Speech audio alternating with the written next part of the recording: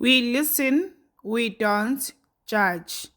We listen with no judgment. Indaba ka-Anonymous osibhalele namhlanje ifundeka kanje. Nabafana bayadlisana. Ngiyabingelela kuwe sisi nakumphakathi wala ekhaya. Akudlise umfana ube isithithithi sakhe bethi abantu bayakukhuza uthi banomona. Mina ngike ngakipita nomfana obengangenzeli lutho kunalokho imina obepha yena imali ngimthengele impahla zokugqoka. Bengibuya emsebenzini ngama-Fridays engekho endlini ngimfonele alubambe kanye mayethandile nakhona athi uzobuyela kumina maqede aludrophe. Liyokhala iweekend yonke uyoze abuye ngomsombuluko ebusuku. Mangithi ngiyambuza athi akakuthandi ukuthetha amacala yena. Ngangidinwa ngiphihlize izinto ngizenza uhlanya. Ngangithi mhlambe uzongizwa kodwa wayevele angibuke nje ethi mawubona engathi ngiyakuxaka ngishiye sisi. Ngangiqala ngalo yamfana ukubona izisu zibika emqhashweni thu wonke amantombazane.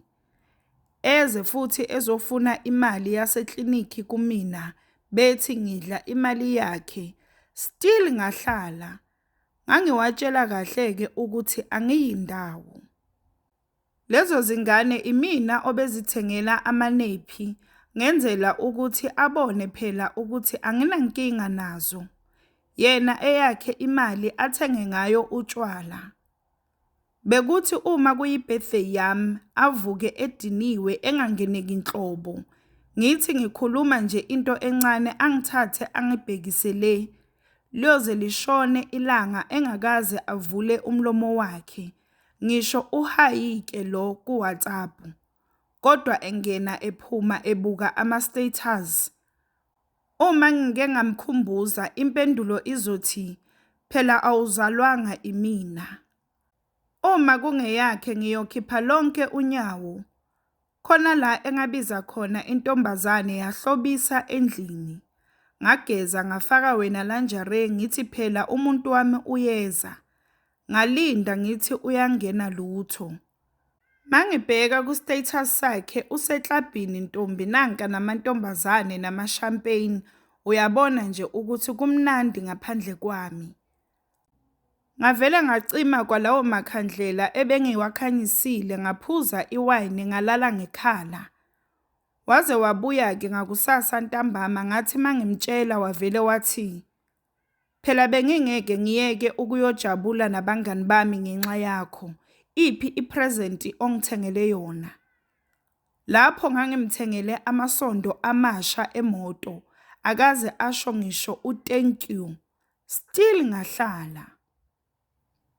Ngamanye amalanga-ke wayevuka ekseni athi uyobona ingane yakhe. Ngimbuze-ke ukuthi why uya ekseni kanje mawumfica uma wengane esalele wenze njani? Ngoba phela uhlala yedwa usisi. Wayevele athi, senza lokhu owawukwenza nobaba wengane yakho uze umithe. Nangempela uma wengane wakhulelwa ingane yesibili. Ngathi mangimbuza wathi angimyeke uma ngixakeka. Yena angeke acele kumina mayezokwandisa isibongo sakhe.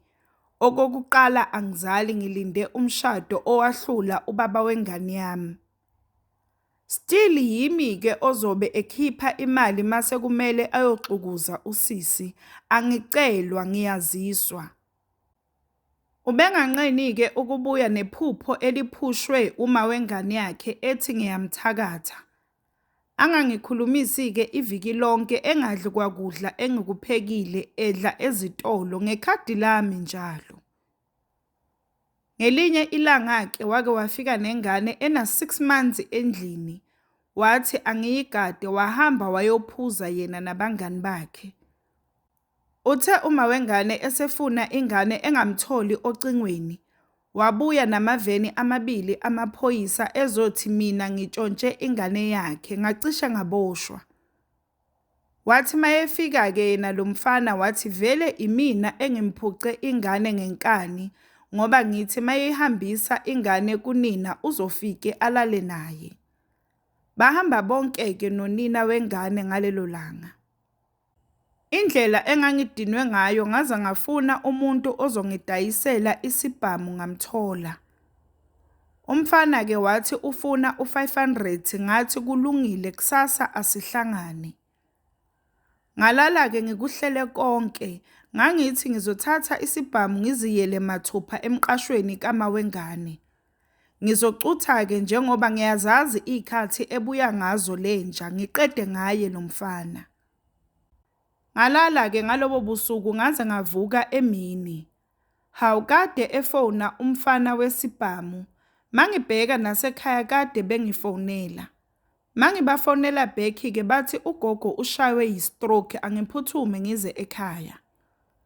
Ngilungise-ke ngiphuthume ekhaya ngafika bathi ugogo useyiswe enyangeni. Ngalo lelo langa babuya nayo inyanga le. Mayifika yaqinisa igceke ithi kukhona abantu abagangayo la ekhaya. Yabe isinika umuthi wokuthi siphalaze 3 days sonke endaweni eyodwa. Yayimbe umgodi ngaphandle kukhona nenkukhu emnyama. Ngapha akayekile ukufona lo mfana wesibhamu. Saphalaza-ke sasho ukuthi osifunayo uzosithola la. Yazi ngosuku lwesithathu kwakungathi kudlala ifilimu emqondweni wami. Kubuya yonke into engiyenziwe ilo mfana.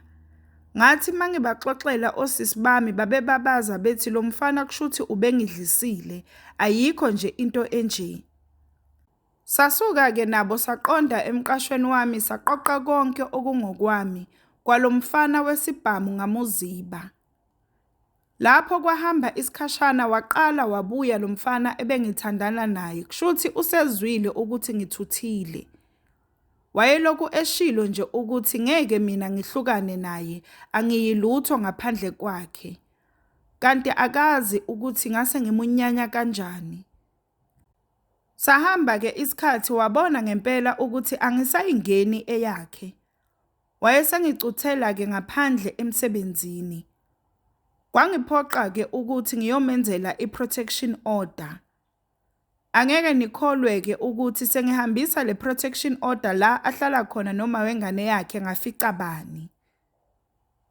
Uma sifika-ke lapha namaphoyisa, sangqongqoza umuntu owavula eminyango uyena.